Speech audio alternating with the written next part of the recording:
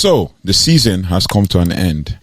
And an emphatic one at that, where we got to see or have a glimpse of what Rúben Amorim ball is all about and what is expected of players who play in Rúben Amorim ball.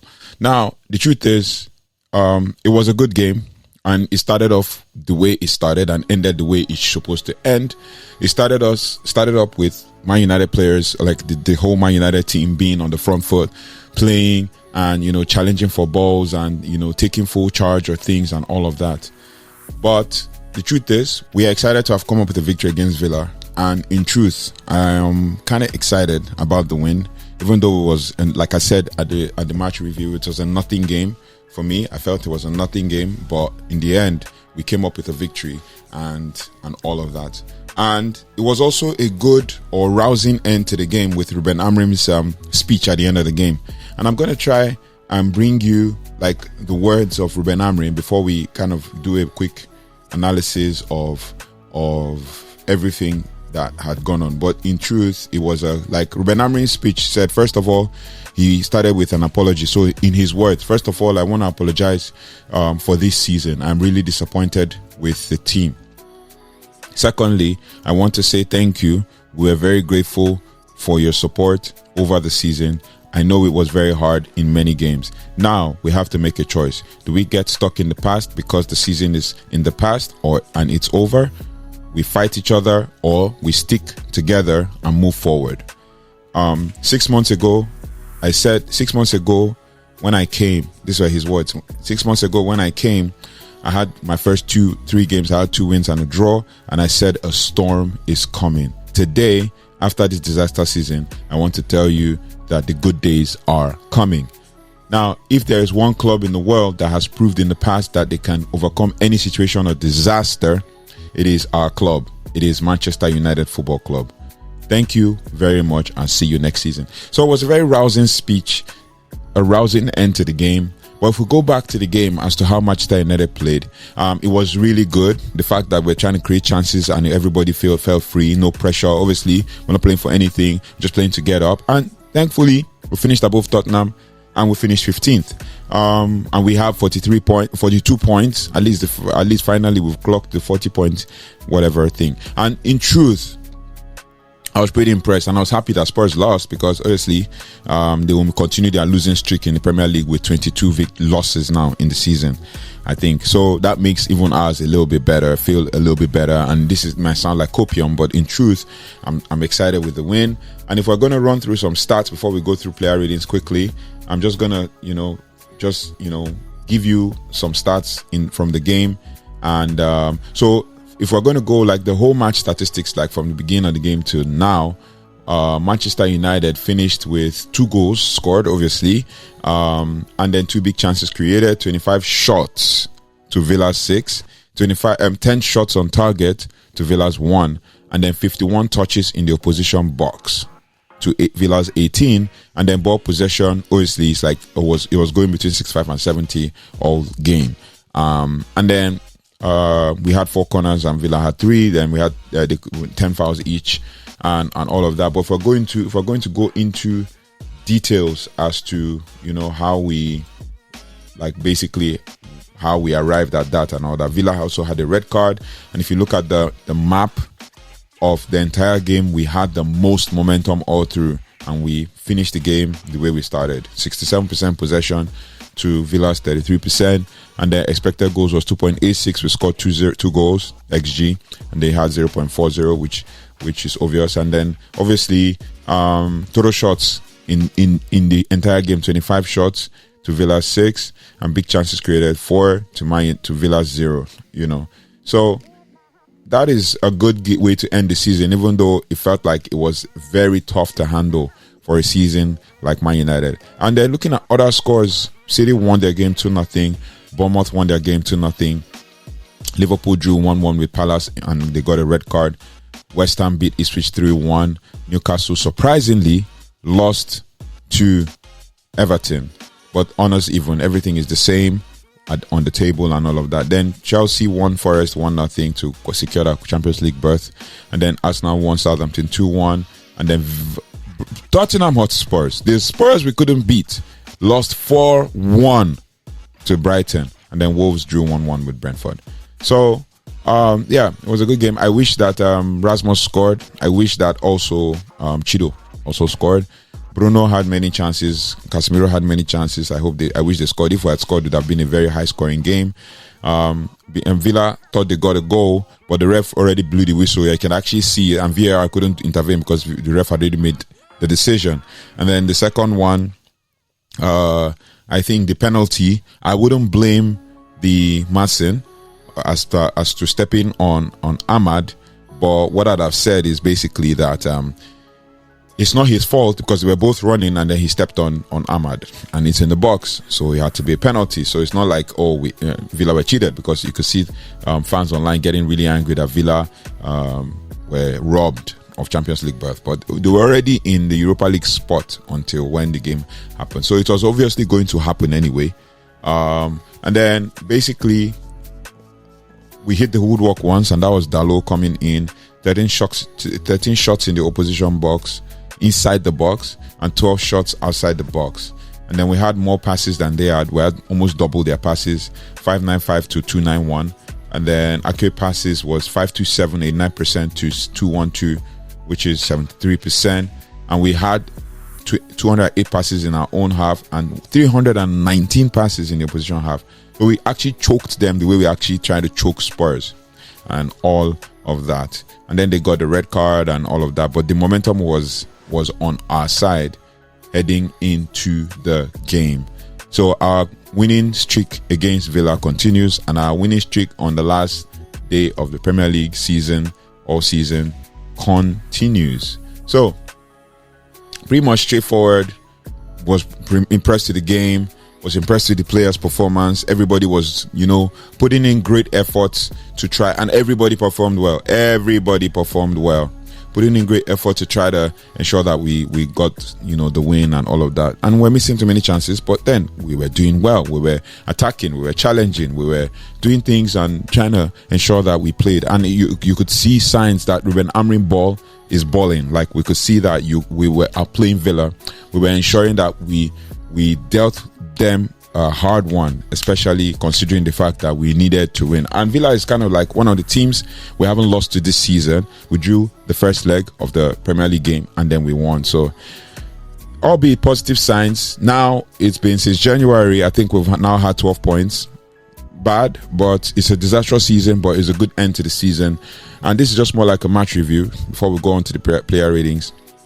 And we can tell that obviously we're going to do like a season review of the entire Manchester United season, another video, and probably have another conversation about how we fared in the game. But it is what it is. So over to player ratings. So we're going to go player ratings. Altabayandere in net.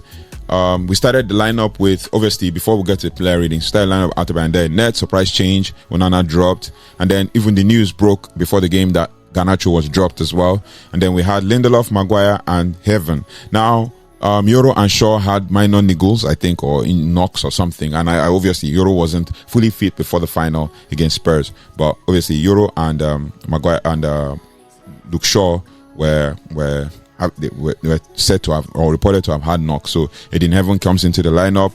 Harry Maguire and Lindelof play in the back three.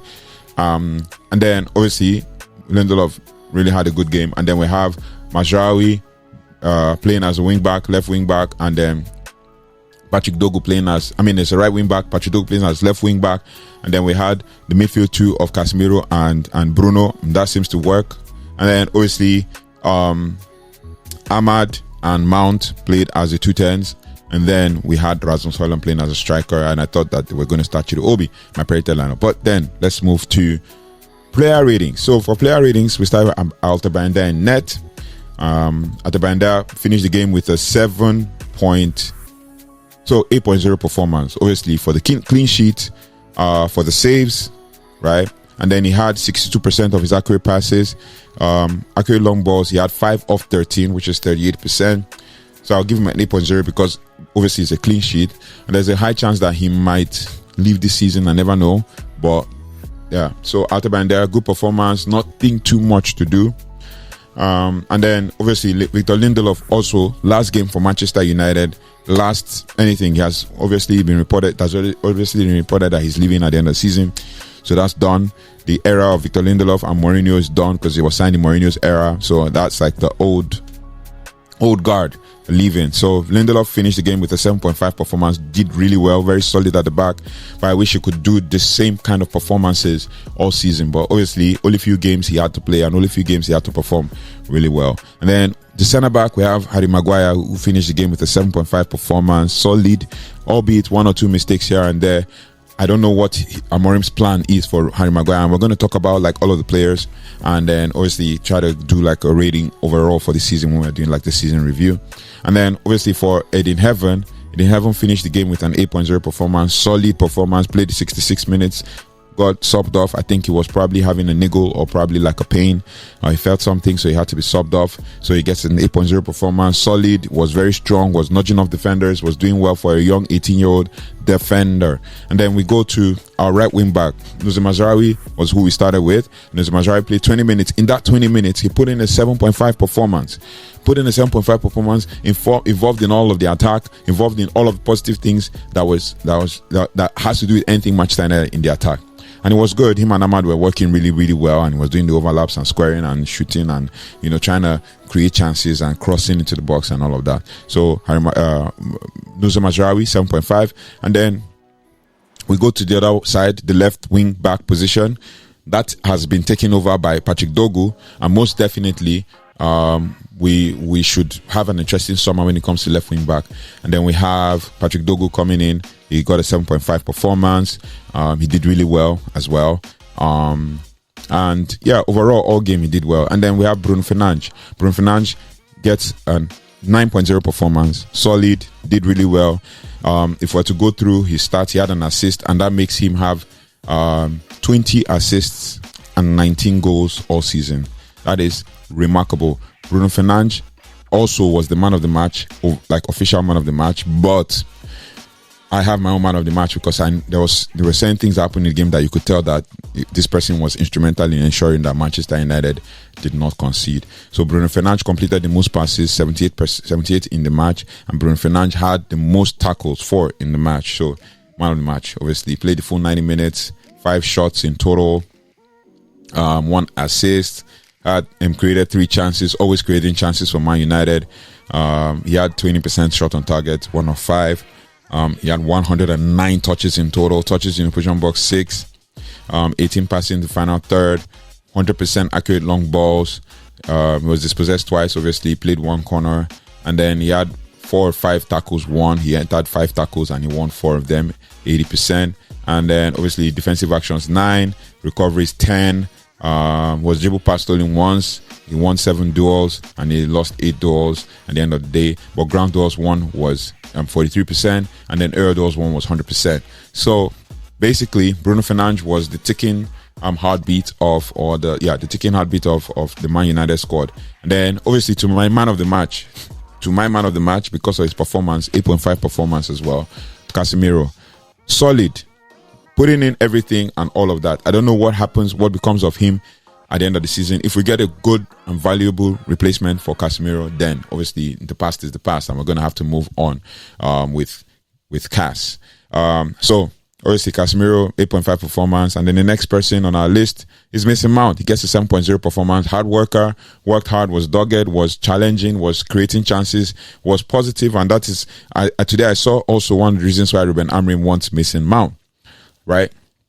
So 7.0 performance, played 66 minutes, was subbed off in the 66th minute and all of that. And then obviously the next person is Amad Diallo. Amad Diallo gets an 8.5 performance from me, scored the goal and all of that. And then in the moment that Diallo got subbed off at the end of first half, Amad Diallo went to wing back. He became our outlet again. And that is what Rúben Amorim wants. He wants our wing backs to become outlets. Dogu is one on the left, Ahmad is one on the right. So, which works. And then obviously to Rasmus Højlund, this is one of his better performances. He was the reason why we had everything positive in this game. He gets 7.0 performance from me, did really well, performed really, really well. Could have scratched off to 7.5, but it is what it is. He did really well. I was pretty impressed. He played 81 minutes and was subbed off. And you could tell that he was, basically just, doing everything he could to ensure that he got a goal and missed a couple of chances, but not like obvious chances. They were not clear cut. That's what we need to create for strikers. We need to create clear cut chances for our strikers. And then obviously the subs. Diogo Dalot came in the 20th minute, played till the end of first half and was subbed up in 46th minute. He gets 6.0 performance from me. It was okay, nothing too much. It was off balance and off timing on some things. And then Kobe Menu as well came in the second half, 6.5. Was okay, was everything positive with Man United, ball control, passing, movement, and all of that. A bit slower, but can do better. Then another one is Johnny Evans. Johnny Evans came and he put in a 7.0 performance from me. Came in at 66 minutes, matured performance, just showing his veteran. I was like, why can't we play Evans? And to have started this game. But it is what it is. Remember, we wanted to see something. And Evans obviously is down the pecking order. And today's his last day as Man United player. So, and to another player who had his last game as a Manchester United player, and obviously all the United fans appreciate him, is Christian Eriksen. Christian Eriksen gets a 7.5 performance from me. Did well, came in the 66th minute, and got a goal as from the penalty spot. So didn't really he was everything positive as well from the game, passing, controlling game, defending, tackling, blocking shots and all of that, because he had to play with Casemiro while Bruno was pushed up as one of the 210s on the left side. And then we had Chido Obi, who I expected that could have come on earlier, but Rasmus was giving Amorim what he wanted. Chido obviously will come good. He's still young, he's still 18, so he will come good eventually. But Chido coming in the 81st minute, didn't have much, was making good runs, but wasn't getting the ball to feet. So I guess, it's going to take some time for the players to trust him and all of that. So Chidobe, nothing to report. I'll probably just say 6.0 performance overall. And then for the team performance, this game, 7.5 overall for the team performance. Everybody did well, and if you're going to run an average, it's 7.5. And then for Rúben Amorim as well, Rúben Amorim gets 8.0 performance from me for just getting a win, and then for his rousing speech to get everybody on board and stuff. But it is what it is. I'm so excited about this win, and I look forward to what happens and how we can build from here. But that's pretty much all about the game. We're going to do 5 things, and then obviously kind of talk a little bit about the game and talk a little bit about Rúben Amorim's thoughts on the game and all of that. But thank you so much for watching. Thank you so much for liking, and I'll see you in the next one. Take care, goodbye, and God bless.